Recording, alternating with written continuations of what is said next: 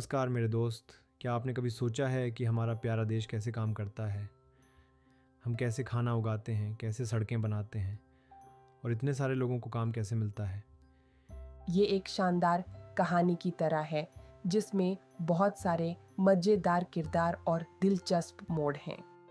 आज हम जानेंगे कि हमारी अर्थव्यवस्था कैसे कमाती है और आगे बढ़ती है।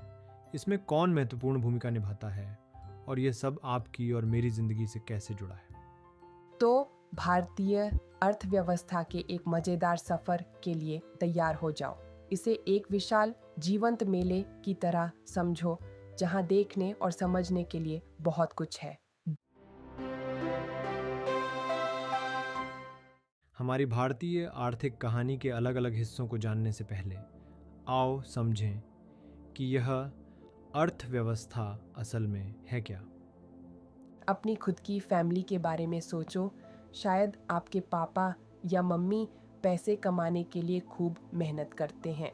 उस पैसे से आपको स्वादिष्ट खाना मिलता है, पहनने के लिए अच्छे कपड़े मिलते हैं, आप अपने पसंदीदा स्कूल जाते हो और कभी कभी आपको मज़ेदार छुट्टियाँ भी मनाने को मिलती हैं। आपके परिवार में हर कोई मिलकर यह तय करता है कि आपके पास क्या है और आपको क्या चाहिए। अब हमारे पूरे देश भारत के बारे में सोचो। ये एक बहुत बड़ी फैमिली की तरह है, लेकिन इतने बड़े पैमाने पर जिसकी कल्पना करना भी मुश्किल है।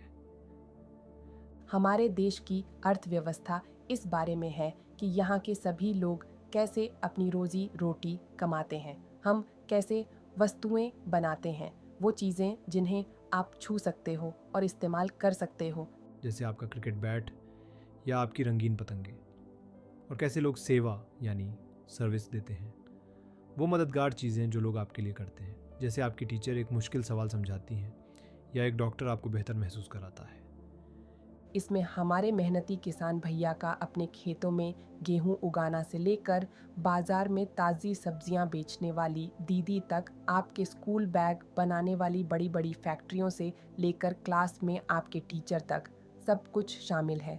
तो आप देखते हो, अर्थव्यवस्था एक विशाल सुपर ऑर्गेनाइज्ड सिस्टम की तरह है, जहां हर कोई हमारे देश को सुचारू रूप से चलाने और सभी लोगों का ख्याल रखने के लिए कुछ न कुछ महत्वपूर्ण काम कर रहा है। ये एक बड़ी टीम की तरह है जो मिलकर काम कर रही है।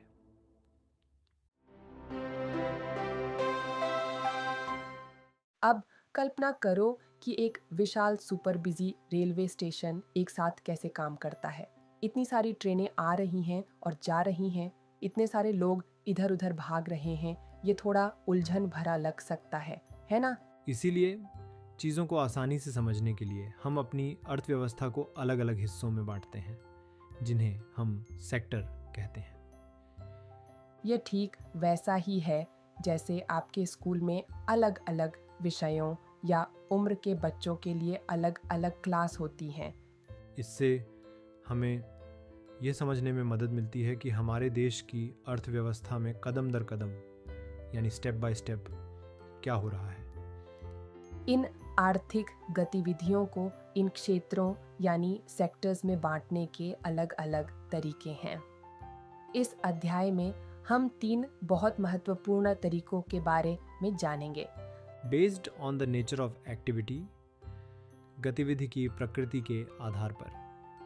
इसका मतलब है कि लोग किस तरह का काम कर रहे हैं। इससे हमें प्राथमिक क्षेत्र जैसे हमारे किसान, द्वितीयक क्षेत्र जैसे चीज़ें बनाने वाली फैक्ट्रियाँ और तृतीयक क्षेत्र जैसे वे लोग जो हर दिन हमारी मदद करते हैं के बारे में पता चलता है।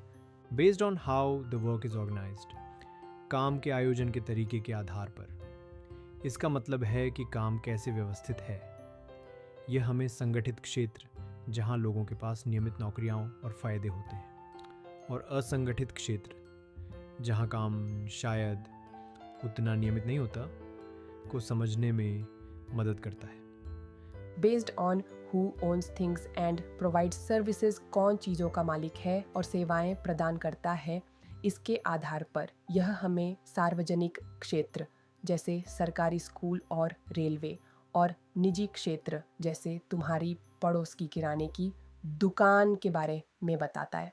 अर्थव्यवस्था को विभाजित यानी डिवाइड करने के इन 3 तरीकों को समझने से हमें यह जानने में बहुत मदद मिलेगी कि भारत कैसे काम करता है, बढ़ता है और हम सभी का ख्याल रखता है। तो चलो इनमें से प्रत्येक के बारे में विस्तार से जानते हैं।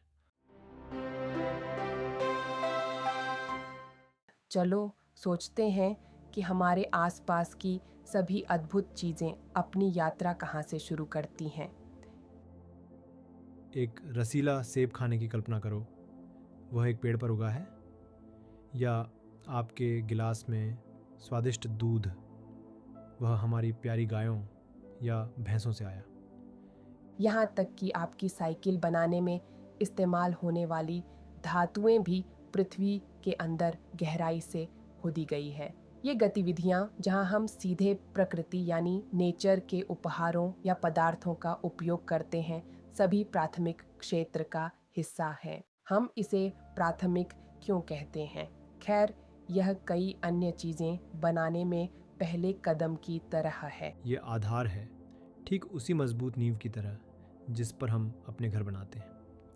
प्राथमिक क्षेत्र के बिना हमारे पास लगभग हर चीज़ के लिए बुनियादी सामग्री नहीं होगी।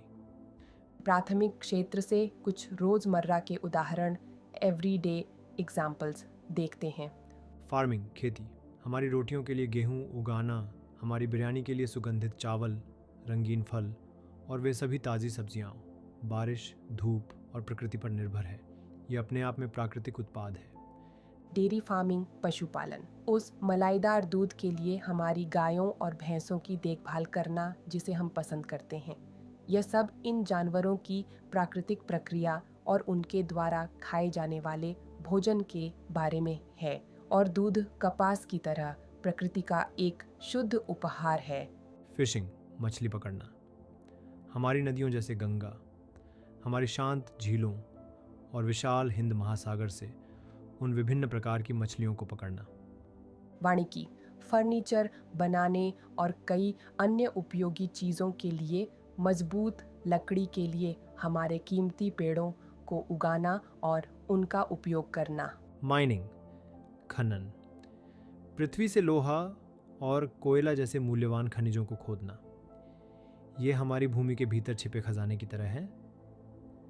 एनिमल हस्बेंड्री, पशुधन, हमारी प्यारी बकरियों, मुर्गियों और क्वैक क्वैक करने वाली बत्तखों को पालना। बी कीपिंग, मधुमक्खी पालन, व्यस्त मधुमक्खियों से वह मीठा सुनहरा शहद इकट्ठा करना। गार्डनिंग, बागवानी, हमारे बगीचों में सुंदर पौधे और रंगीन फूल उगाना। चूंकि इनमें से कई महत्वपूर्ण काम खेती, दूध, मछली पकड़ने और हमारे जंगलों के बारे में हैं, इसलिए प्राथमिक क्षेत्र को अक्सर कृषि और संबद्ध क्षेत्र, एग्रीकल्चर एंड रिलेटेड सेक्टर भी कहा जाता है। तो जब भी तुम किसी को भारत में कृषि क्षेत्र के बारे में बात करते हुए सुनो, तो याद रखना कि यह इस प्राथमिक क्षेत्र का एक बड़ा और महत्वपूर्ण हिस्सा है। अब हम विचार करते हैं कि प्राथमिक क्षेत्र में प्रकृति से प्राप्त होने वाली उन सभी कच्ची सामग्री का क्या होता है। आपको हमारे परिश्रमी किसान द्वारा उगाया गया कपास याद है? हम आमतौर पर खेत से सीधे कच्चा कपास नहीं पहनते हैं, है ना? इसे हमारे द्वारा पहने जाने वाले मुलायम वस्त्रों में बदलने के लिए एक प्रक्रिया की आवश्यकता होती है। प्राकृतिक उत्पादों को विनिर्माण द्वारा कुछ और बनाने की इस प्रक्रिया को ही द्वितीयक क्षेत्र कहा जाता है। यह क्षेत्र प्राथमिक क्षेत्र के बाद अगले रोमांचक अध्याय की तरह है। यहाँ हम जिन चीज़ों का उपयोग करते हैं वे अब सीधे प्रकृति से नहीं आती हैं। उन्हें किसी प्रकार की प्रक्रिया का उपयोग करके बनाया जाता है, अक्सर एक कारखाने में, एक छोटी वर्कशॉप में या कभी कभी हमारे अपने घरों में भी। आइए पूरे भारत में द्वितीयक क्षेत्र के कुछ अद्भुत उदाहरण देखें। Manufacturing cloth from cotton fibres, कपास के रेशों से कपड़ा बनाना, कच्चे कपास को लेना और उसे धागे में काटना, फिर उसे आपकी स्कूल की वर्दी या आपके पसंदीदा कुर्ते के लिए सुंदर कपड़ों में बुनना। Making sugar from sugar cane, गन्ने से चीनी बनाना, खेतों से रसदार गन्ने को संसाधित करके आपकी चाय के लिए मीठी चीनी या वह पारंपरिक गुड़ प्राप्त करना जिसका उपयोग तुम्हारी दादी करती होंगी। Converting earth into bricks and building houses, मिट्टी को ईंटों में बदलना और घर बनाना। मिट्टी लेना, उसे मजबूत ईंटों का आकार देना और फिर उन ईंटों का उपयोग हमारे घरों, स्कूलों और ऊंची इमारतों को बनाने के लिए करना। Making cars, computers and other industrial products, car, computer और अन्य औद्योगिक उत्पाद बनाना। ये अद्भुत चीज़ें बड़े कारखानों में सभी प्रकार के कच्चे माल और एडवांस्ड मशीनों का उपयोग करके बनाई जाती हैं। वीविंग बास्केट्स, टोकरियाँ बुनना, बांस या बैंत जैसी प्राकृतिक सामग्री का उपयोग करके उपयोगी और सुंदर टोकरियाँ बनाना। Working in a match factory, माचिस की फैक्ट्री में काम करना। उन छोटी तीलियों का निर्माण करना जो हमें दिवाली के लिए दिया जलाने या हमारा खाना पकाने के लिए चूल्हा जलाने में मदद करती हैं। पॉटरी, मिट्टी के बर्तन बनाना। मिट्टी जो पृथ्वी से आती है को सुंदर बर्तनों और दियों का आकार देना। टेलरिंग, सिलाई, आपके लिए एकदम फिट कपड़े सिलने के लिए कपड़े का उपयोग करना। ये क्षेत्र उद्योगों के विकास के साथ बढ़ा है, इसलिए इसे औद्योगिक क्षेत्र, इंडस्ट्रियल सेक्टर भी कहते हैं। जब भी आप उद्योगों, कारखानों और वर्कशॉप्स की गतिविधियों के बारे में जानें तो याद रखें कि द्वितीय क्षेत्र काम कर रहा है और प्रकृति की चीज़ों को हमारी दैनिक उपयोग की वस्तुओं में बदल रहा है। तो मेरे दोस्त, हमने देखा कि कैसे प्राथमिक क्षेत्र के हमारे मेहनती लोग कच्चा माल पैदा करते हैं और कैसे द्वितीय क्षेत्र के चतुर लोग उन्हें उपयोगी चीज़ों में बदलते हैं। लेकिन रुको, ये सारी अद्भुत चीज़ें आप और मुझ तक कैसे पहुंचती हैं? व्यवसाय यानी बिजनेस आपस में कैसे जुड़ते हैं और काम करते हैं? और हमें स्कूल जाने या डॉक्टर को दिखाने जैसी महत्वपूर्ण मदद कैसे मिलती है? यहीं पर तृतीयक क्षेत्र, टर्शरी सेक्टर, एक फ्रेंडली हेल्पर की तरह कदम रखता है।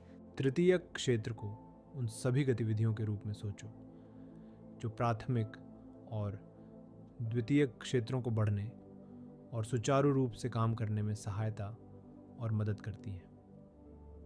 वे वास्तव में खुद भौतिक वस्तुएं, फिजिकल गुड्स नहीं बनाते हैं, लेकिन वे पूरी उत्पादन प्रक्रिया के लिए आवश्यक सहायता और समर्थन प्रदान करते हैं।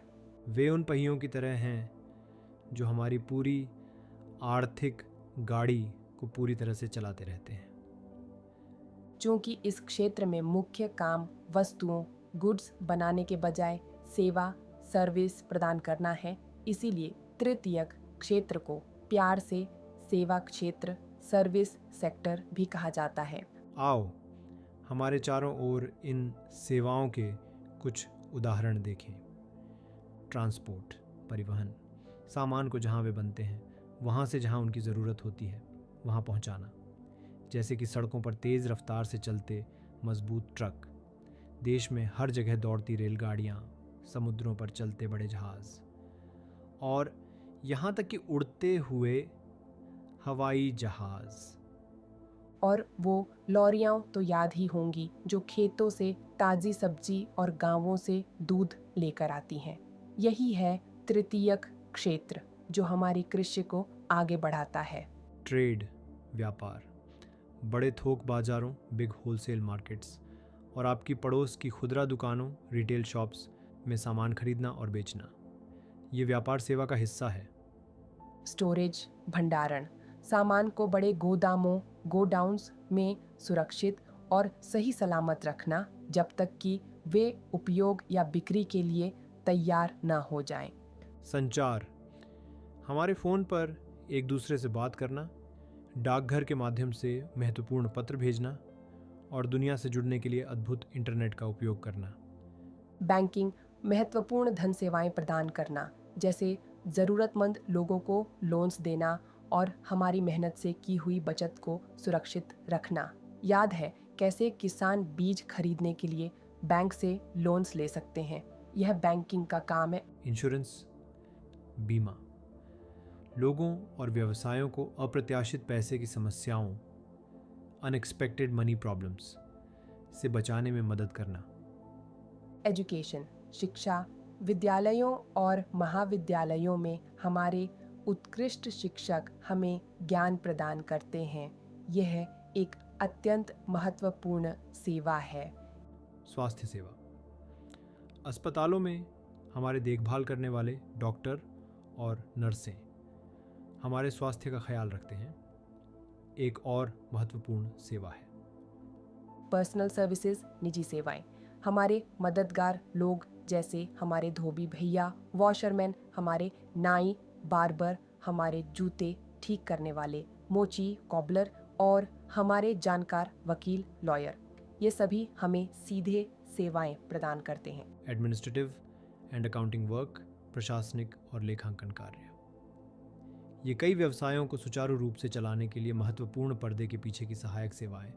New services based on information technology, IT, सूचना प्रौद्योगिकी पर आधारित नई सेवाएं, इंटरनेट कैफे जैसी चीजें जहां आप ऑनलाइन जुड़ सकते हो, एटीएम बूथ जो हमें कभी भी पैसे देते हैं, व्यस्त कॉल सेंटर जो ग्राहकों की मदद करते हैं, और सॉफ्टवेयर कंपनियां आज की डिजिटल दुनिया में बहुत महत्वपूर्ण होती जा रही हैं।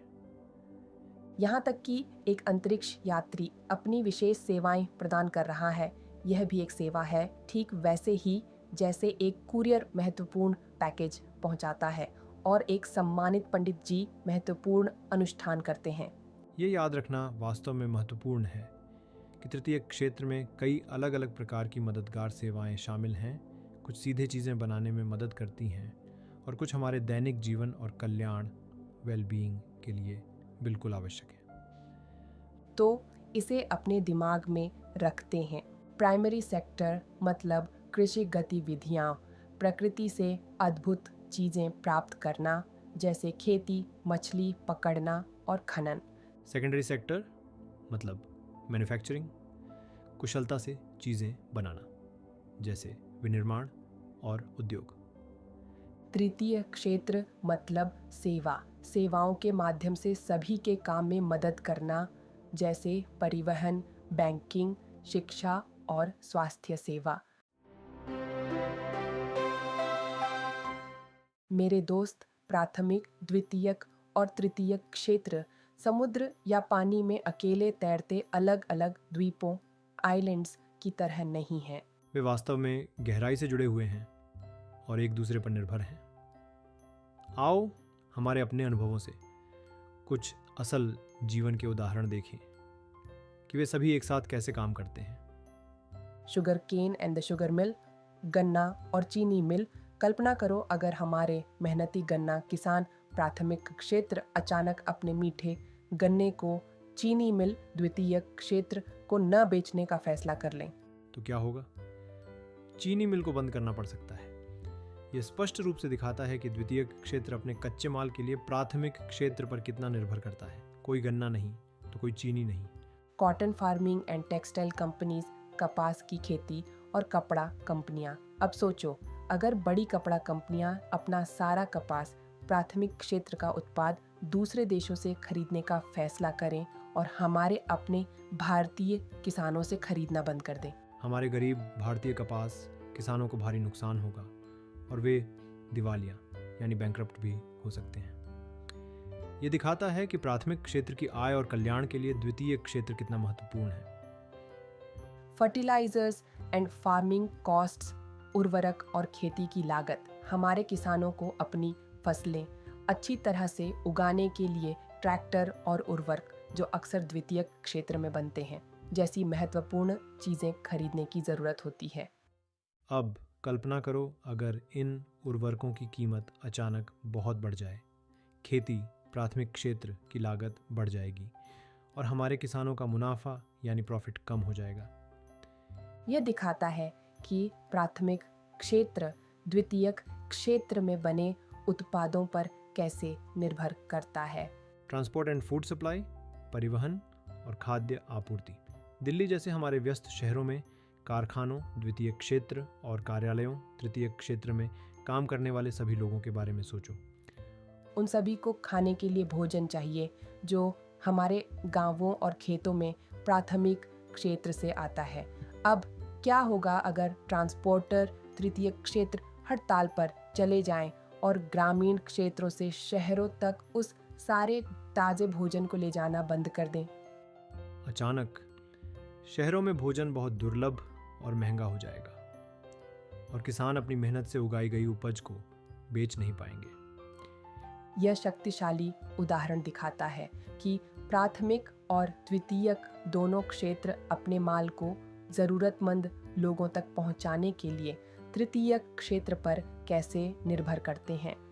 ये उदाहरण हमें स्पष्ट रूप से दिखाते हैं कि ये तीनों क्षेत्र एक शानदार टीम के अलग अलग लेकिन समान रूप से महत्वपूर्ण हिस्सों की तरह हैं। उन सभी को सुचारू रूप से एक साथ काम करने और हमारी भारतीय अर्थव्यवस्था को मजबूत और समृद्ध बनाए रखने के लिए एक दूसरे की ज़रूरत है। मेरे दोस्त, तो हमने देखा कि हमारे आसपास कितने अलग अलग तरह के काम होते हैं, है ना? खेत में स्वादिष्ट सब्जियां उगाने वाले किसान वह प्राथमिक क्षेत्र है से लेकर एक शानदार पुल बनाने वाले इंजीनियर तक वह द्वितीय क्षेत्र है। और आपकी टीचर आपको नई चीज़ें सीखने में मदद करती है, वह तृतीयक क्षेत्र है। लेकिन क्या आपने कभी सोचा है कि हम वास्तव में इस सारे काम को कैसे गिनते हैं? मेरा मतलब है, हम इतनी सारी चीज़ें बनाते हैं, छोटी सी सुई से लेकर विशाल उड़ने वाले हवाई जहाज़ तक, और हमारे पास इतनी सारी सेवाएं हैं जैसे शानदार हेयर कट करवाना या सुपर स्मार्ट कंप्यूटर सॉफ्टवेयर का उपयोग करना। हम इन सभी को एक साथ कैसे जोड़ते हैं ताकि यह पता चल सके कि हमारा देश प्रत्येक क्षेत्र में और कुल मिलाकर कितना उत्पादन कर रहा है। ये आपकी क्रिकेट बैट को आपकी रंगीन पतंग और आपकी स्वादिष्ट जलेबियों की प्लेट को जोड़ने की कोशिश करने जैसा है। वे सभी हैं, लेकिन तुम यह नहीं कह सकते कि तुम्हारे पास 3 ऐसी चीज़ें हैं जिनका कोई मतलब हो, है ना? बिल्कुल। तो हमारे अर्थशास्त्रियों ने एक सुपर स्मार्ट विचार निकाला है। चीज़ों की संख्या गिनने के बजाय वे उन चीज़ों के मूल्य या कीमत, वैल्यू एंड प्राइस को गिनते हैं। समझ में आया? इसे इस तरह समझो, अगर एक किसान 10,000 किलोग्राम गेहूं उगाता है और प्रत्येक किलोग्राम को 20 रुपए में बेचता है, तो उस गेहूं का कुल मूल्य 20 रुपए गुणा 10,000 यानी 2 लाख रुपए है। अब कल्पना करो कि कोई 5,000 रसीले नारियल इकट्ठा करता है और प्रत्येक को 15 रुपये में बेचता है। नारियल का कुल मूल्य 15 रुपये गुणा 5,000 यानी 75,000 रुपये है। देखा, हम अपने तीनों क्षेत्रों में उत्पादित सभी अद्भुत वस्तुओं और सेवाओं, अमेजिंग गुड्स एंड सर्विसेज के लिए यही करते हैं, और फिर हम बस इन मूल्यों को जोड़ देते हैं। ये गेहूं बेचने से कमाए कुल धन और नारियल बेचने से कमाए कुल धन को जोड़कर आर्थिक गतिविधि की एक बड़ी तस्वीर प्राप्त करने जैसा है। अब ध्यान से सुनो मेरे दोस्त, क्योंकि यहाँ एक बहुत ही महत्वपूर्ण नियम आता है। जब हम अपने देश द्वारा किए गए इस सारे अद्भुत काम को गिन रहे होते हैं, तो हमें इस बारे में थोड़ा सावधान रहने की ज़रूरत होती है कि हम क्या गिनते हैं। हमें केवल उन चीज़ों के मूल्य को गिनना चाहिए जिन्हें हम अंतिम वस्तुएं और सेवाएं यानी फाइनल गुड्स एंड सर्विसेज कहते हैं। उन्हें अंतिम उत्पाद, फाइनल प्रोडक्ट के रूप में सोचो, जो तुम तक एक उपभोक्ता के रूप में पहुंचते हैं। इसे बेहतर ढंग से समझने के लिए हमारे स्वादिष्ट बिस्कुट के उदाहरण पर वापस जाते हैं। कल्पना करो, एक किसान रामू काका अपने खेत में कड़ी मेहनत करता है और गेहूं उगाता है। वह इस गेहूं को एक आटा मिल को 20 रुपए प्रति किलोग्राम में बेचता है। अब मिल का मालिक इस गेहूं को लेता है, इसे बारीक आटे में पीसता है और फिर उस आटे को एक बिस्कुट कंपनी को 25 रुपए प्रति किलोग्राम में बेचता है। अंत में यह बिस्कुट कंपनी उस आटे का उपयोग कुछ चीनी और तेल के साथ उन स्वादिष्ट बिस्कुटों को बेक करने के लिए करती है जिन्हें आपको खाना बहुत पसंद है। वे उन्हें अच्छी तरह से पैक करते हैं और हमें बेचते हैं, शायद आपकी लोकल दुकान पर 4 पैकेट के लिए 80 रुपये, जो प्रति पैकेट 20 रुपये ये है। इस पूरी प्रक्रिया में बिस्कुट अंतिम वस्तुएं हैं। क्यों? क्योंकि वे वही हैं जिन्हें हम खाने वाले हैं। रामू काका ने जो गेहूं उगाया और शर्मा अंकल ने जो आटा बनाया, वह मध्यवर्ती वस्तुएं, इंटरमीडिएट गुड्स कहलाती हैं। उन्हें सामग्री या उन चीज़ों के रूप में सोचो जिनका उपयोग अंतिम उत्पाद बिस्कुट बनाने के लिए किया जाता है। वे एक फिल्म में सहायक कलाकारों की तरह हैं, महत्वपूर्ण, लेकिन वह मुख्य सितारा नहीं जिसे हम अंत में देखते हैं। तो हम केवल अंतिम बिस्कुटों को क्यों गिनते हैं और गेहूं और आटे को अलग से क्यों नहीं? ऐसा इसीलिए है क्योंकि उन स्वादिष्ट बिस्कुटों के लिए जो कीमत तुम चुकाते हो, 4 पैकेट के लिए रुपये 80, उसमें पहले से ही वह लागत शामिल है जो बिस्कुट कंपनी ने आटे के लिए चुकाई थी, रुपये 25 प्रति किलो। और उस रुपये 25 में पहले से ही रामू काका द्वारा बेचे गए गेहूं का मूल्य शामिल है। अगर हमने गेहूं, फिर आटे और फिर बिस्कुटों को गिना तो यह एक ही रुपये 20 के नोट को 3 बार गिनने जैसा होगा। यह हमें असली पैसे की मात्रा नहीं देगा, है ना? यह हमें इस बारे में एक बहुत ही गलत तस्वीर देगा कि हमारे देश ने वास्तव में कितना उत्पादन किया। इसलिए हम केवल अंतिम उपयोग के लिए तैयार वस्तुओं और सेवाओं पर ध्यान देते हैं।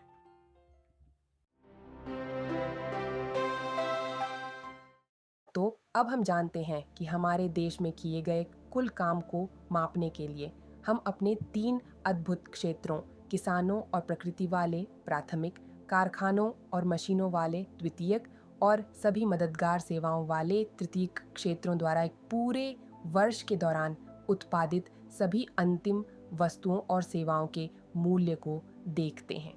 जब हम इन तीनों क्षेत्रों से सभी अंतिम उत्पादन के कुल मूल्य को जोड़ते हैं तो अनुमान लगाओ हमें क्या मिलता है। हमें कुछ बहुत महत्वपूर्ण मिलता है, सकल घरेलू उत्पाद, ग्रॉस डोमेस्टिक प्रोडक्ट या जीडीपी। जीडीपी को एक विशाल क्रिकेट मैच में कुल स्कोर की तरह सोचो। यह एक वर्ष में बनाए गए रनों की कुल संख्या है।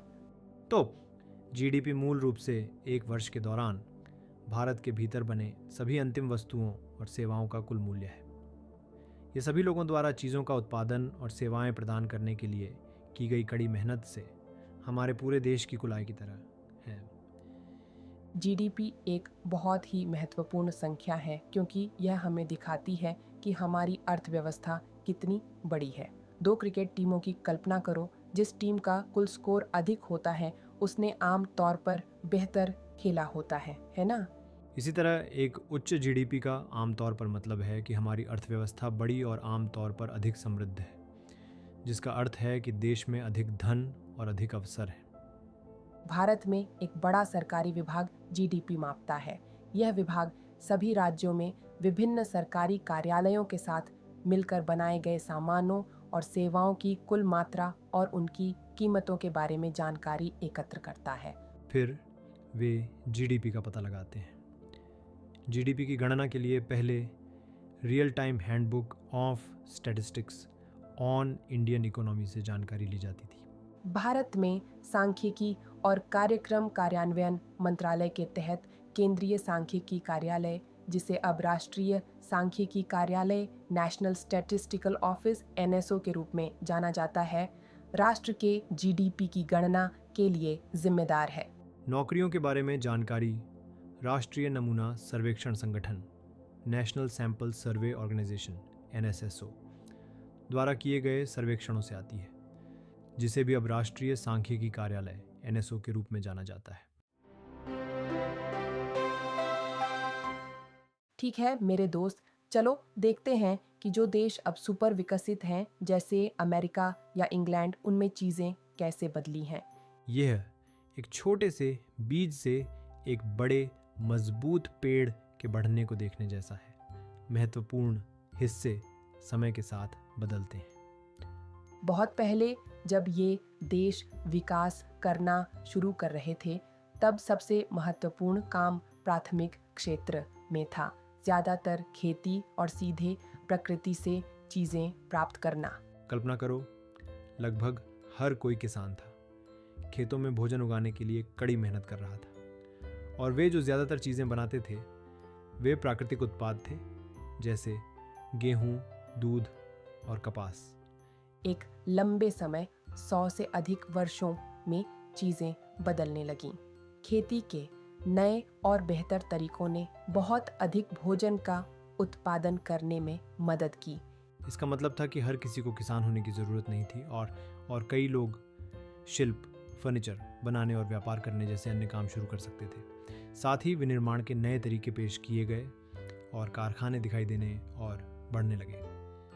जो लोग पहले खेतों में काम करते थे वे बड़ी संख्या में इन कारखानों में काम करने लगे, क्योंकि नई नौकरियां थीं। चूंकि कारखानों ने सस्ती कीमतों पर अधिक सामान बनाया, इसलिए द्वितीयक क्षेत्र धीरे धीरे कुल उत्पादन और नौकरियों के मामले में सबसे महत्वपूर्ण हो गया। तो प्राथमिक से द्वितीयक क्षेत्र के महत्व में बदलाव आया। फिर पिछले 100 वर्षों में या उससे भी कम समय में, खासकर उन विकसित देशों में, एक और बड़ा बदलाव आया। तृतीयक क्षेत्र, जो शिक्षण, बैंकिंग और स्वास्थ्य सेवा जैसी सभी सेवाओं के बारे में है। इन विकसित देशों में सेवा क्षेत्र अब सबसे अधिक धन का उत्पादन करता है। और जानते हो क्या, वहाँ काम करने वाले अधिकांश लोग अब इस सेवा क्षेत्र में कार्यरत हैं। तो महत्व फिर से बदल गया। इस बार द्वितीयक क्षेत्र कारखानों से तृतीयक क्षेत्र सेवाओं में। यह विकसित देशों में चीजों के बदलने का सामान्य तरीका है।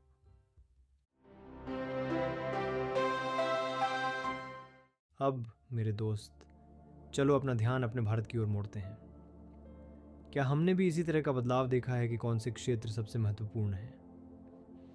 आपकी किताब में एक ग्राफ एक है जो दिखाता है कि हमारे 3 क्षेत्रों प्राथमिक, द्वितीयक और तृतीयक ने भारत में 2 अलग-अलग वर्षों में कितना उत्पादन किया। बहुत पहले 1973-74 में और हाल ही में 2013-14 में।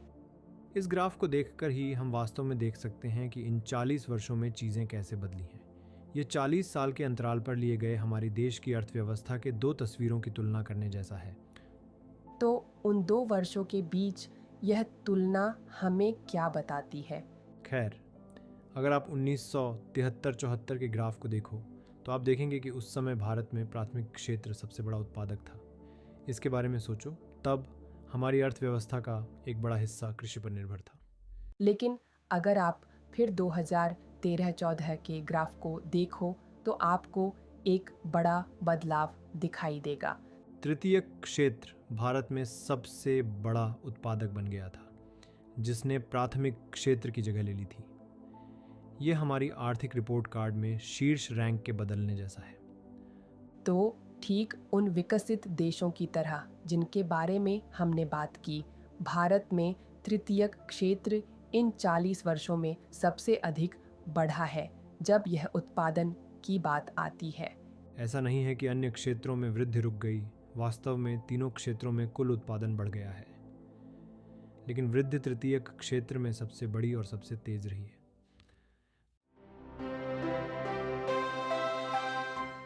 भारत में सेवा क्षेत्र के अधिक से अधिक महत्वपूर्ण होने के कई कारण हैं। खैर, इसके पीछे कुछ बहुत ही दिलचस्प कारण हैं। बेसिक सर्विसेज, बुनियादी सेवाएं। हर देश को अस्पताल, स्कूल, डाकघर, पुलिस स्टेशन, सरकारी कार्यालय, रक्षा, परिवहन, बैंक और बीमा कंपनियों जैसी आवश्यक सेवाओं की आवश्यकता होती है। भारत जैसे विकासशील देश में सरकार को इनमें से कई सेवाओं को प्रदान करने की जिम्मेदारी लेनी होती है। जैसे जैसे देश विकसित होता है, हमें इन सेवाओं की अधिक आवश्यकता होती है। Development of farming and industry, कृषि और उद्योग का विकास। जैसे जैसे कृषि और उद्योग बढ़ते हैं, हमें परिवहन, व्यापार और भंडारण जैसी अधिक सेवाओं की आवश्यकता होती है। जब किसान अधिक उत्पादन करते हैं और उद्योग अधिक सामान बनाते हैं, तो उन्हें इन उत्पादों को स्थानांतरित करने, बेचने और संग्रहित करने के लिए अधिक सेवाओं की आवश्यकता होती है। राइजिंग इनकम लेवल्स, बढ़ती आय का स्तर। जब लोग अधिक कमाते हैं तो वे बाहर खाने, यात्रा करने, खरीदारी करने, निजी अस्पतालों और स्कूलों का उपयोग करने और पेशेवर प्रशिक्षण प्राप्त करने जैसी अधिक सेवाएं चाहने लगते हैं। हम इसे शहरों में, खासकर बड़े शहरों में अधिक से अधिक होते हुए देख सकते हैं। सूचना और संचार प्रौद्योगिकी। हाल के दशकों में कंप्यूटर और इंटरनेट का उपयोग करने वाली नई सेवाएं जैसे internet cafe, ATM, call centre और सॉफ्टवेयर कंपनियां बहुत महत्वपूर्ण और आवश्यक हो गई हैं। ये सेवाएं बहुत तेज़ी से बढ़ रही हैं। लेकिन यह याद रखना महत्वपूर्ण है कि भारत में सभी सेवाएं समान गति से नहीं बढ़ रही हैं। कुछ सेवाओं को उच्च कुशल और शिक्षित श्रमिकों की आवश्यकता होती है, जो अक्सर अच्छी कमाई करते हैं। दूसरी ओर कई लोग छोटी दुकानों, मरम्मत और परिवहन जैसी सेवाओं में काम करते हैं और वे अक्सर पर्याप्त कमाई करने के लिए संघर्ष करते हैं और ये काम इसलिए करते हैं क्योंकि उनके पास बेहतर अवसर नहीं होते हैं। इसलिए सेवा क्षेत्र का केवल कुछ हिस्सा ही वास्तव में अधिक महत्वपूर्ण होता जा रहा है।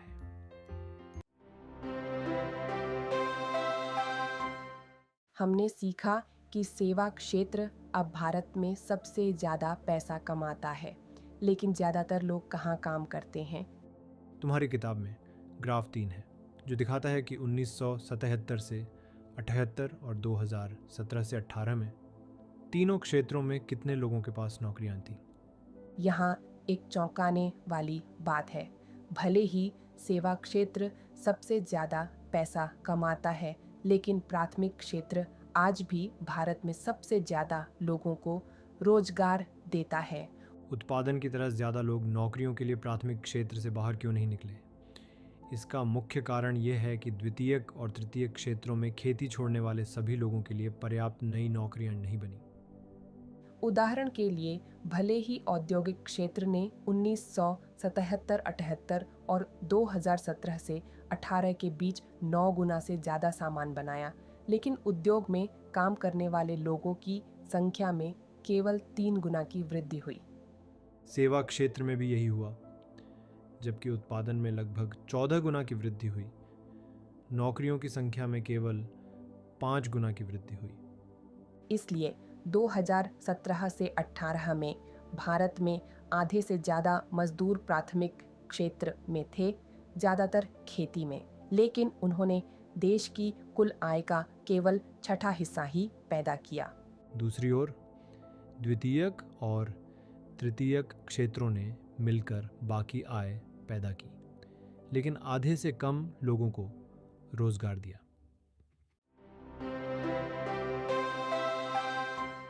यह स्थिति, जहां आधे से ज़्यादा लोग खेती में काम करते हैं लेकिन कुल उत्पादन का केवल एक छोटा सा हिस्सा ही पैदा करते हैं, हमें कुछ महत्वपूर्ण बताती है। ये सुझाव देता है कि खेतिहर मजदूर उतना उत्पादन नहीं कर रहे हैं जितना वे कर सकते हैं। इसका असली मतलब यह है कि खेती में ज़रूरत से ज़्यादा लोग काम कर रहे हैं, इसलिए अगर कुछ लोग खेती छोड़कर दूसरी नौकरियों में चले भी जाएं, तो कुल कृषि उत्पादन में ज़्यादा कमी नहीं आएगी। दूसरे शब्दों में, कई खेतिहर मजदूर अल्प रोजगार में हैं। लक्ष्मी के बारे में सोचो, एक छोटी किसान जिसके पास 2 हेक्टेयर का खेत है, जो बारिश पर निर्भर है। उसके परिवार के सभी 5 सदस्य साल भर इस छोटे से खेत पर काम करते हैं। क्यों? क्योंकि उनके पास काम करने के लिए कहीं और नहीं है। परिवार में हर कोई कुछ न कुछ काम कर रहा है, लेकिन इतने छोटे से जमीन के टुकड़े पर इतने सारे लोग होने के कारण उनका काम बटा हुआ है और कोई भी पूरी तरह से कार्यरत नहीं है। वे सभी काम कर रहे हैं, लेकिन वे जितना कर सकते हैं उससे कम काम कर रहे हैं। इस प्रकार का अल्प रोजगार छिपा हुआ है। हर कोई ऐसा दिखता है जैसे वे काम कर रहे हैं, लेकिन वे वास्तव में पूरी तरह से व्यस्त नहीं हैं। यह उस व्यक्ति से अलग है जिसके पास बिल्कुल भी नौकरी नहीं है और जो स्पष्ट रूप से बेरोजगार है। क्योंकि यह छिपा हुआ है, इस प्रकार के अल्प रोजगार को प्रच्छन्न बेरोजगारी डिस्गाइज्ड अनएम्प्लॉयमेंट भी कहा जाता है। अल्प रोजगार केवल कृषि क्षेत्रों में ही समस्या नहीं है, यह अन्य क्षेत्रों में भी हो सकता है, खासकर शहरों में सेवा क्षेत्र में। उन हजारों मजदूरों के बारे में सोचो, जैसे पेंटर, प्लम्बर और मरम्मत करने वाले जो हर दिन काम की तलाश करते हैं। उनमें से कई को हर दिन काम नहीं मिलता है। इसी तरह आपको सड़क पर ठेला धकेलते या छोटी छोटी चीज़ें बेचते हुए लोग दिख सकते हैं। वे पूरा दिन काम कर सकते हैं लेकिन बहुत कम कमाते हैं। वे ऐसा इसलिए करते हैं क्योंकि उनके पास बेहतर नौकरी के अवसर नहीं होते हैं। हमने जो बातें की उससे हम देख सकते हैं कि खेती में बहुत से लोगों के पास पर्याप्त काम नहीं है और कुछ लोगों के पास तो बिल्कुल भी काम नहीं है। तो हम लोगों के लिए अधिक नौकरी के अवसर कैसे पैदा कर सकते हैं? यहाँ कुछ विचार दिए गए हैं। इम्प्रूविंग इरिगेशन, सिंचाई में सुधार। लक्ष्मी के उदाहरण पर वापस जाते हैं। अगर सरकार या बैंक उसकी ज़मीन को पानी देने के लिए कुआं बनाने में उसकी मदद करें तो वह सूखे मौसम में गेहूं जैसी दूसरी फसल भी उगा सकती है। यह अतिरिक्त फसल उसके परिवार के 2 और लोगों को लगभग 50 दिनों के लिए उनके खेत पर काम दे सकती है। अगर हम अधिक बांध बनाते हैं और अधिक खेतों को पानी देने के लिए नहरें खोदते हैं तो इससे खेती में ही अधिक नौकरियां पैदा हो सकती हैं, जिसका मतलब होगा कम अल्प रोजगार। इन्वेस्टिंग इन इंफ्रास्ट्रक्चर, बुनियादी ढांचे में निवेश। अगर लक्ष्मी जैसे किसान अधिक फसलें उगाते हैं तो उन्हें उनमें से कुछ को बेचना होगा। ऐसा करने के लिए उन्हें अच्छे परिवहन और अपनी फसलों को संग्रहित करने के लिए स्थानों की आवश्यकता होगी। अगर सरकार इन चीज़ों में पैसा निवेश करती है या गांवों में बेहतर सड़कें बनाती है ताकि छोटी ट्रकें हर जगह पहुंच सकें, तो पानी तक पहुंच वाले किसान अपनी फसलें उगाना और बेचना जारी रख सकते हैं। इससे न केवल किसानों के लिए बल्कि परिवहन और व्यापार जैसी सेवाओं में लोगों के लिए भी अच्छी नौकरियां पैदा होंगी। प्रोवाइडिंग चीप फार्म लोन्स, सस्ते कृषि लोन्स प्रदान करना। किसानों को अपनी फसलें उगाने के लिए बीज, उर्वरक और औजार जैसी चीज़ों की ज़रूरत होती है।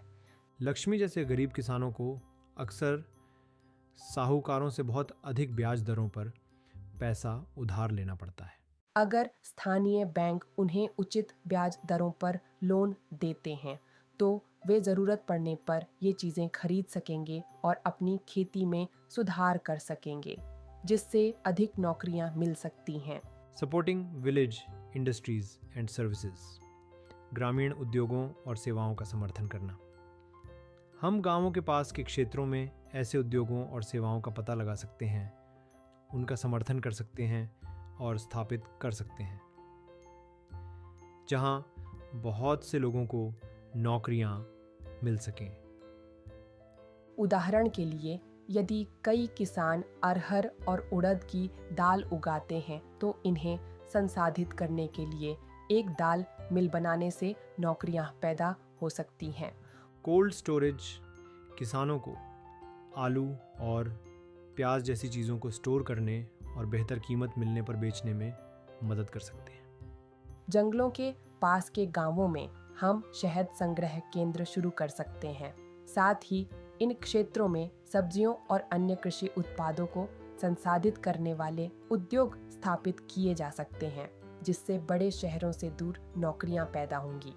इम्प्रूविंग एजुकेशन एंड हेल्थ, शिक्षा और स्वास्थ्य में सुधार। भारत में कई युवा 5 से 29 वर्ष की आयु के बीच स्कूल नहीं जाते हैं। अगर ये बच्चे स्कूल जाते हैं तो हमें अधिक स्कूल भवनों, शिक्षकों और अन्य कर्मचारियों की आवश्यकता होगी, जिससे कई नौकरियां पैदा हो सकती हैं। एक अध्ययन में अनुमान लगाया गया है कि हम शिक्षा क्षेत्र में ही लगभग 20 लाख नौकरियां पैदा कर सकते हैं।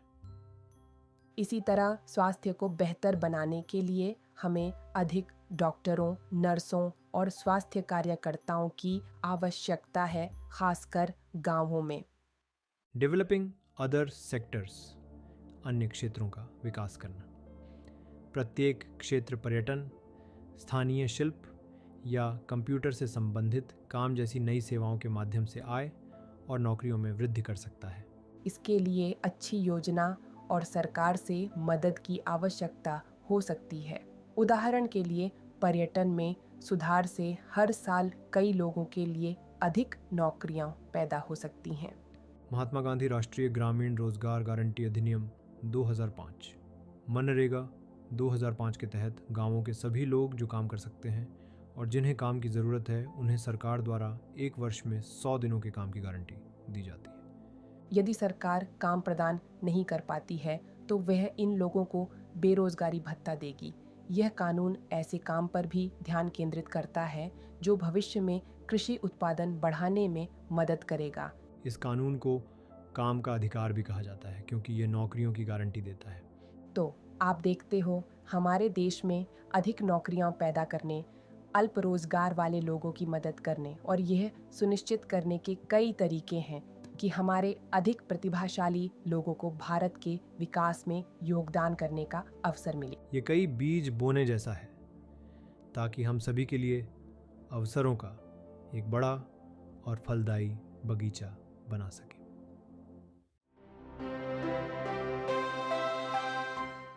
अब तक हमने प्राथमिक, द्वितीयक और तृतीयक क्षेत्रों में आर्थिक गतिविधियों को समूहीकृत किया है। अब आइए उन्हें समूहीकृत करने का एक और तरीका देखें। यह इस आधार पर कि लोगों को कैसे काम पर रखा जाता है, उनकी काम करने की परिस्थितियां कैसी हैं, क्या उनकी नौकरियों के लिए नियम हैं। यह समूहीकरण हमें संगठित और असंगठित क्षेत्र देता है। The organised sector, rules and security. संगठित क्षेत्र, नियम और सुरक्षा। संगठित क्षेत्र में वे व्यवसाय या कार्यस्थल शामिल हैं जहां नौकरी की परिस्थितियां नियमित होती हैं, इसलिए लोगों के पास स्थिर काम होता है। इन कार्यस्थलों को सरकार द्वारा पंजीकृत किया जाता है और उन्हें अपने नियमों का पालन करना होता है, जो कारखाना अधिनियम, न्यूनतम वेतन अधिनियम, ग्रेच्युटी भुगतान अधिनियम और दुकान एवं स्थापना अधिनियम जैसे विभिन्न कानून हैं। इसे संगठित इसलिए कहा जाता है क्योंकि इसमें काम करने के औपचारिक तरीके होते हैं। इस क्षेत्र में स्वयं के लिए काम करने वाले लोगों को भी अक्सर सरकार के साथ पंजीकरण कराना होता है और नियमों का पालन करना होता है। संगठित क्षेत्र के श्रमिकों के पास आम तौर पर नौकरी की सुरक्षा होती है। वे आम तौर पर निश्चित घंटों तक काम करते हैं और यदि वे ज़्यादा काम करते हैं तो उनके नियोक्ता यानी एम्प्लॉयर को उन्हें अतिरिक्त भुगतान करना होता है। उन्हें एम्प्लॉयर एम्प्लॉयर से अन्य लाभ भी मिलते हैं। पेड लीव, स्वैतनिक अवकाश। उन्हें वेतन के साथ काम से छुट्टी मिलती है। पेमेंट ड्यूरिंग हॉलीडेज, छुट्टियों के दौरान भुगतान। सार्वजनिक छुट्टियों पर काम न करने पर भी उन्हें वेतन मिलता है। प्रोविडेंट फंड, भविष्य निधि। उनके वेतन का कुछ हिस्सा उनके भविष्य के लिए बचाया जाता है और एम्प्लॉयर भी इसमें योगदान करते हैं। ग्रेच्युटी, निश्चित समय तक काम करने के बाद सेवानिवृत्त होने या नौकरी छोड़ने पर उन्हें भुगतान मिल सकता है। मेडिकल बेनिफिट्स, चिकित्सा लाभ।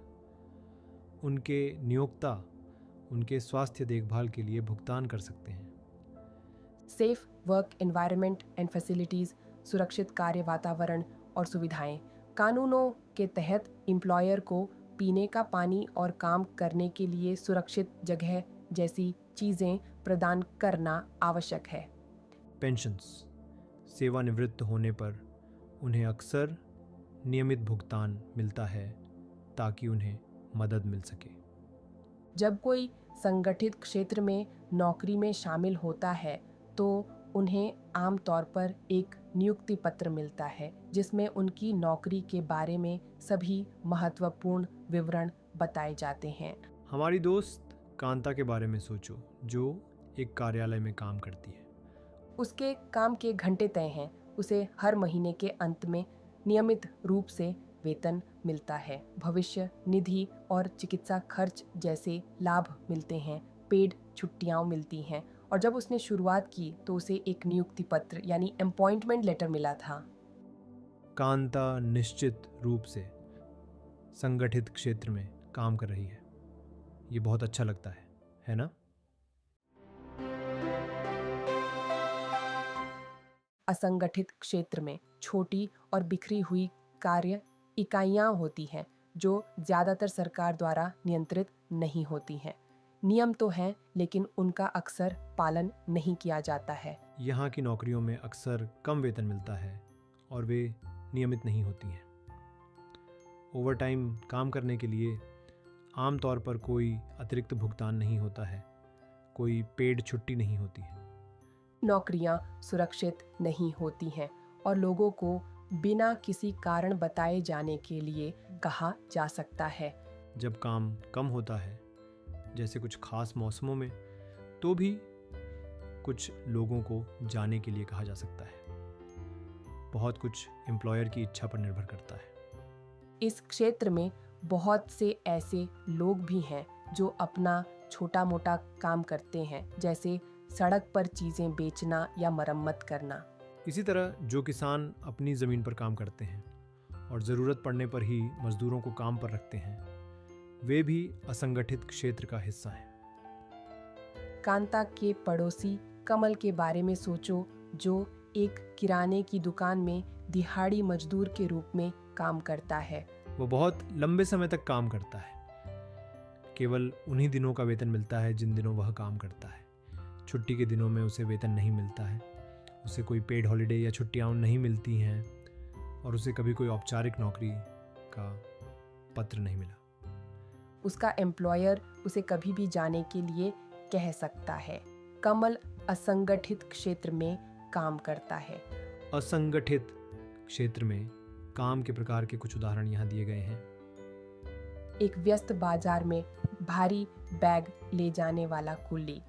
अपने खेत में पानी देने के लिए पारंपरिक तरीकों का उपयोग करने वाला किसान। एक ठेकेदार के अधीन निर्माण स्थल पर काम करने के लिए दैनिक वेतन पाने वाला मजदूर।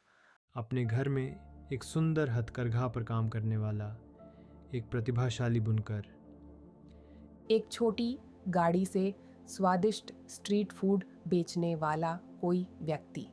एक कुशल व्यक्ति जो तुम्हारे घर पर तुम्हारे पंखे या प्लम्बिंग जैसी चीज़ों की मरम्मत करने आता है। ऐसे किसान जिनके पास बहुत छोटा सा जमीन का टुकड़ा है। ऐसे लोग जो दूसरों के खेतों पर काम करते हैं लेकिन खुद के पास कोई ज़मीन नहीं है।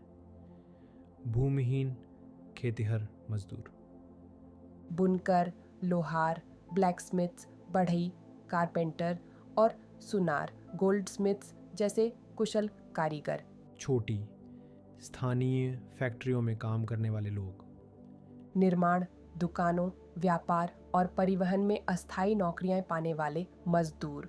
सड़क पर कपड़े या अन्य चीज़ें बेचने वाले लोग। छोटी वर्कशॉप में कपड़े बनाने वाले लोग और यहाँ तक कि पुनर्चक्रण योग्य कचरा इकट्ठा करने और बेचने वाले लोग, कचरा बीनने वाले। आप देख सकते हो कि संगठित क्षेत्र ऐसी नौकरियां प्रदान करता है जो कई लोग सुरक्षा और अतिरिक्त लाभों के कारण वास्तव में चाहते हैं। हालांकि इन अच्छी नौकरियों की संख्या बहुत तेजी से नहीं बढ़ रही है। दुख की बात है कि एक समस्या यह भी है कि कुछ व्यवसाय जो संगठित क्षेत्र में हो सकते हैं, वे टैक्स और लेबर लॉज का पालन करने से बचने के लिए असंगठित क्षेत्र की तरह काम करने की कोशिश करते हैं। यह अधिक श्रमिकों को कम वेतन और असुरक्षित नौकरियों में धकेलता है। यहाँ तक कि कुछ लोग जिनके पास 1990 के दशक से संगठित क्षेत्र में नियमित नौकरियां थीं, वे भी उन्हें खो चुके हैं और कम वेतन वाली असंगठित क्षेत्र में काम करने के लिए मजबूर हो गए हैं। यह वास्तव में दिखाता है कि असंगठित क्षेत्र के श्रमिकों की रक्षा और समर्थन करना कितना महत्वपूर्ण है। वे अक्सर बहुत असुरक्षित होते हैं और उन्हें हमारी मदद की जरूरत होती है। एक ऐसी दुनिया की कल्पना करो जहां कई श्रमिक यानी वर्कर्स हमारी अर्थव्यवस्था में अदृश्य आकृतियों की तरह हैं। वे कड़ी मेहनत करते हैं लेकिन उनकी नौकरियां सुरक्षित नहीं हैं। उनका वेतन अक्सर बहुत कम होता है और अनियमित रूप से मिलता है और उन्हें स्वास्थ्य बीमा या पेड हॉलिडे जैसे लाभ नहीं मिलते हैं। असंगठित क्षेत्र के कई श्रमिकों के लिए यही वास्तविकता है। इनमें से कई श्रमिक गांवों में हैं। वे ऐसे किसान हो सकते हैं जिनके पास वह ज़मीन नहीं है जिस पर वे खेती करते हैं। बहुत कम ज़मीन वाले छोटे किसान, दूसरों की ज़मीन पर खेती करने वाले लोग या हस्तशिल्प बनाने वाले कुशल श्रमिक। इन छोटे किसानों को अक्सर बीज, उर्वरक, लोन, अपनी फसलों के लिए भंडारण और अपनी उपज बेचने में मदद जैसी चीज़ों की ज़रूरत होती है।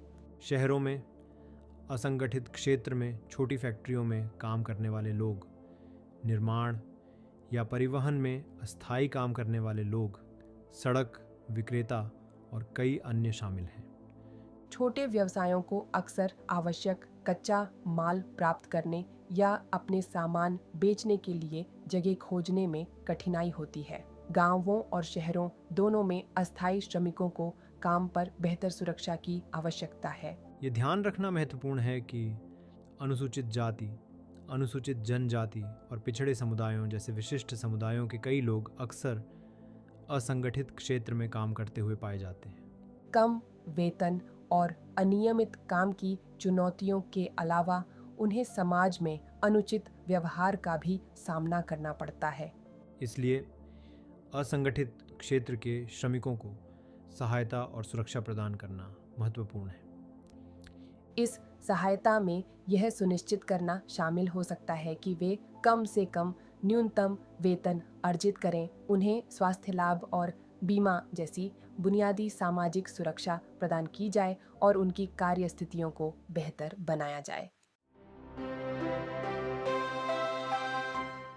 अब तक हमने आर्थिक गतिविधियों को किए जा रहे काम के प्रकार प्राथमिक, द्वितीयक, तृतीयक के आधार पर समूहीकृत किया है। अब आइए उन्हें समूहीकृत करने का एक और तरीका देखें। व्यवसायों का मालिक कौन है और सेवाएं कौन प्रदान करता है। यह हमें सार्वजनिक क्षेत्र और निजी क्षेत्र देता है। The public sector owned by the government, सार्वजनिक क्षेत्र सरकार के स्वामित्व में। सार्वजनिक क्षेत्र में सरकार ज्यादातर चीजों की मालिक होती है और सेवाएं प्रदान करती है। सार्वजनिक क्षेत्र एक बड़े परिवार की तरह है जहां सरकार, चाहे वह दिल्ली में केंद्र सरकार हो, हमारे हिमाचल प्रदेश या तुम जहां भी हो में हमारी राज्य सरकारें हों, या यहाँ तक कि स्थानीय शहर या ग्राम परिषदें, जमीन, इमारतें और बड़ी मशीनों जैसी अधिकांश महत्वपूर्ण चीजों की मालिक होती हैं। और ये सरकार ही है जो हमारी सभी ज़रूरतों की कई आवश्यक सेवाएं प्रदान करने के लिए जिम्मेदार है। यहाँ भारत में सार्वजनिक क्षेत्र के कुछ उदाहरण दिए गए हैं। रेलवेज, ट्रेनों का हमारा विशाल नेटवर्क। भारतीय रेलवे सरकार के स्वामित्व में है और सरकार द्वारा ही चलाया जाता है। हमारे विशाल देश को जोड़ने वाली उन सभी ट्रेनों के बारे में सोचो, वह ज्यादातर सरकार द्वारा संचालित है। पोस्ट ऑफिस, डाकघर, डाक सेवा के माध्यम से पत्र और पार्सल भेजना भी एक सरकारी कामकाज है। सार्वजनिक क्षेत्र के बैंक, तुम्हारे आसपास दिखने वाले कई बड़े बैंक जैसे भारतीय स्टेट बैंक या पंजाब नेशनल बैंक ज्यादातर सरकार के स्वामित्व में हैं। वे लोगों और व्यवसायों की मदद के लिए सार्वजनिक धन का उपयोग करते हैं। गवर्नमेंट हॉस्पिटल्स एंड स्कूल्स, सरकारी अस्पताल और स्कूल। सरकार द्वारा चलाए जाने वाले अस्पताल और स्कूल सभी की सेवा के लिए होते हैं। Electricity generation in some cases, कुछ मामलों में बिजली उत्पादन, जबकि कुछ बिजली बनाने वाली कंपनियां निजी हैं, लेकिन सरकार के पास कई बड़े बिजली संयंत्र भी हैं जो हमारे घरों और सड़कों को रोशन करते हैं। वाटर सप्लाई, पानी की आपूर्ति। अक्सर ये सरकार ही होती है जो अपने सभी नागरिकों को स्वच्छ पेयजल उपलब्ध कराने की जिम्मेदारी लेती है। अब सार्वजनिक क्षेत्र का मुख्य लक्ष्य केवल पैसा कमाना नहीं है। सरकारें हमसे करों और अन्य तरीकों से पैसा इकट्ठा करती हैं ताकि वे जो ये सभी महत्वपूर्ण सेवाएं प्रदान करती हैं उनके लिए भुगतान किया जा सके। आधुनिक सरकारें सड़कों के निर्माण से लेकर शिक्षा प्रदान करने और हमारी सुरक्षा सुनिश्चित करने तक कई तरह की चीज़ों पर खर्च करती हैं। ये सब लोगों की सेवा करने के बारे में है। निजी क्षेत्र में निजी व्यक्ति या कंपनियां चीज़ों की मालिक होती हैं और सेवाएं प्रदान करती हैं। यहाँ जमीन, इमारतों और मशीनरी जैसी चीज़ों का स्वामित्व और सेवाएं प्रदान करने की जिम्मेदारी निजी व्यक्तियों या कंपनियों के हाथों में होती है, सरकार के नहीं। यहाँ भारत में निजी क्षेत्र के कुछ उदाहरण दिए गए हैं। Tata iron and steel company limited, यह निजी स्वामित्व वाली बड़ी कंपनी है जो स्टील बनाती है। अब टाटा स्टील के नाम से जानी जाती है। रिलायंस इंडस्ट्रीज लिमिटेड RIL, एक विशाल कंपनी जो तेल और गैस से लेकर रिटेल एंड टेलीकॉम तक कई चीज़ों में शामिल है और यह निजी व्यक्तियों के स्वामित्व में है। प्राइवेट स्कूल्स एंड हॉस्पिटल्स, निजी स्कूल और अस्पताल, ट्रस्टों या कंपनियों द्वारा चलाए जाने वाले स्कूल और अस्पताल जहां तुम्हें आम तौर पर फीस चुकानी पड़ती है। मैनी फैक्ट्रीज एंड शॉप्स, कई कारखाने और दुकानें, हमारे द्वारा उपयोग किए जाने वाले उत्पादों को बनाने वाले अधिकांश कारखाने और जहां से हम उन्हें खरीदते हैं वे दुकानें निजी व्यक्तियों या कंपनियों के स्वामित्व में हैं। अब निजी क्षेत्र में गतिविधियों के पीछे मुख्य प्रेरक शक्ति आमतौर पर लाभ कमाने का उद्देश्य होती है। ये व्यक्ति और कंपनियां अधिक पैसा कमाने के उद्देश्य से पैसा निवेश करते हैं और कड़ी मेहनत करते हैं। इसलिए यदि हम निजी क्षेत्र द्वारा दी जाने वाली सेवाओं का उपयोग करना चाहते हैं तो हमें आम तौर पर इन व्यक्तियों और कंपनियों को पैसे देने पड़ते हैं। अब मेरे दोस्त, आप सोच रहे होंगे कि अगर निजी कंपनियां चीज़ें बनाने और सेवाएं देने में इतनी अच्छी हैं तो हमें सार्वजनिक क्षेत्र की आवश्यकता ही क्यों है। खैर, कुछ बहुत महत्वपूर्ण चीज़ें हैं जिनकी हमारे पूरे समाज को ज़रूरत है, लेकिन जिन्हें निजी कंपनियां उचित मूल्य पर प्रदान नहीं कर सकती हैं या शायद बिल्कुल भी प्रदान नहीं करेंगी। आओ देखें क्यों। सबसे पहले, कुछ सेवाओं को शुरू करने के लिए बहुत अधिक धन की आवश्यकता होती है। निजी कंपनी जितना निवेश कर सकती है उससे कहीं ज़्यादा। बड़ी सड़कें, लंबे पुल, विशाल रेलवे नेटवर्क, जहाज़ों के लिए बड़े बंदरगाह और हमारे घरों और स्कूलों को बिजली देने वाली बिजली पैदा करने के बारे में सोचो। इन चीज़ों में अक्सर इतना पैसा लगता है कि सिर्फ एक निजी कंपनी के लिए यह सब संभालना मुश्किल होता है। यह अकेले एक विशाल क्रिकेट स्टेडियम बनाने की कोशिश करने जैसा है। बहुत मुश्किल है ना। दूसरे, कुछ ऐसी चीज़ें जिनका सभी उपयोग करते हैं, जैसे वे बड़ी सड़कें या शायद एक शहर में स्वच्छ पानी की आपूर्ति, उनके उपयोग करने वाले प्रत्येक व्यक्ति से सीधे पैसे इकट्ठा करना आसान नहीं है। बाहर की सड़क का उपयोग करने के लिए हर घर जाकर थोड़ी सी फीस वसूलने की कल्पना करो। यह एक बहुत बड़ा काम होगा। तीसरा, भले ही निजी कंपनियां ये बड़ी चीज़ें प्रदान करती, वे अच्छा मुनाफा कमाने के लिए शायद बहुत अधिक कीमतें वसूलती। इससे ये आवश्यक चीज़ें कई लोगों के लिए, खासकर कम आय वाले लोगों के लिए बहुत महंगी हो सकती हैं। इसलिए हमारी सरकार को आगे आना पड़ता है और यह सुनिश्चित करने के लिए ये बड़े निवेश करने पड़ते हैं कि सभी को इन महत्वपूर्ण सुविधाओं तक पहुंच मिले। ये ऐसा है जैसे सरकार यह सुनिश्चित कर रही है कि सभी को एक उचित मौका मिले।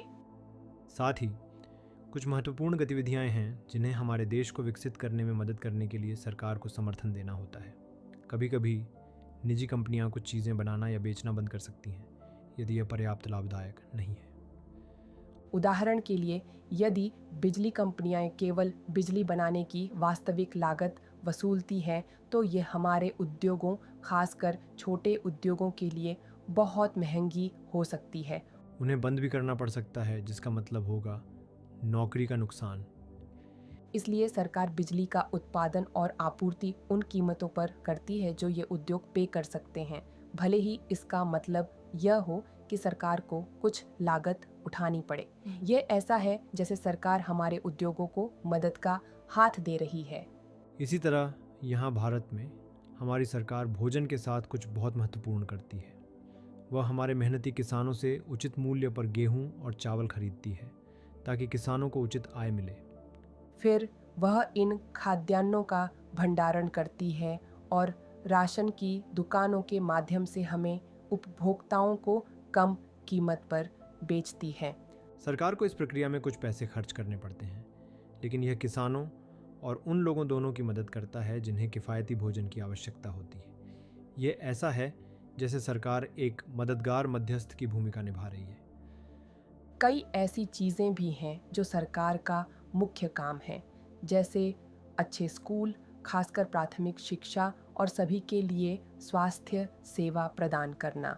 भारत जैसे देश में इतने सारे लोगों के साथ सरकार स्वच्छ पेयजल, गरीबों के लिए घर और यह सुनिश्चित करने जैसी चीज़ों पर भी ध्यान केंद्रित करती है कि सभी को पर्याप्त भोजन और पोषण मिले।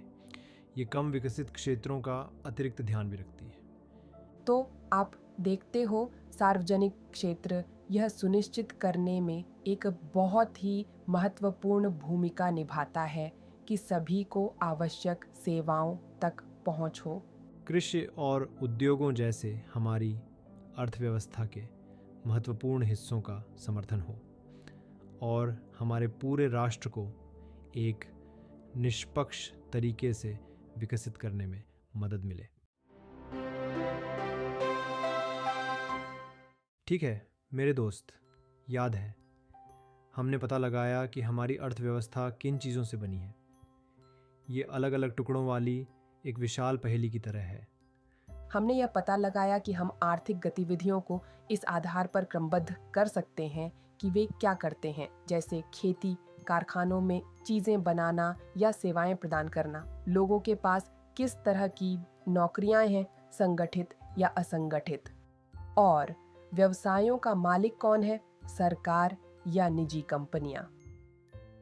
हमने भारत पर भी करीब से नज़र डाली। भले ही हमारी ज़्यादातर कमाई सेवा क्षेत्र से आती है, लेकिन अभी भी बहुत से लोग खेती यानी एग्रीकल्चर सेक्टर में काम करते हैं।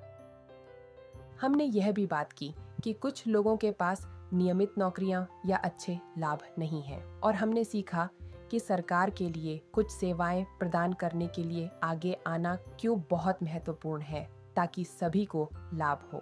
ये सब समझने से हमें ये देखने में मदद मिलती है कि हमारा देश कैसे जीविका कमाता है, और हम सभी मिलकर भारत की अर्थव्यवस्था को सभी के लिए मजबूत और अधिक न्याय संगत कैसे बना सकते हैं। Got any questions?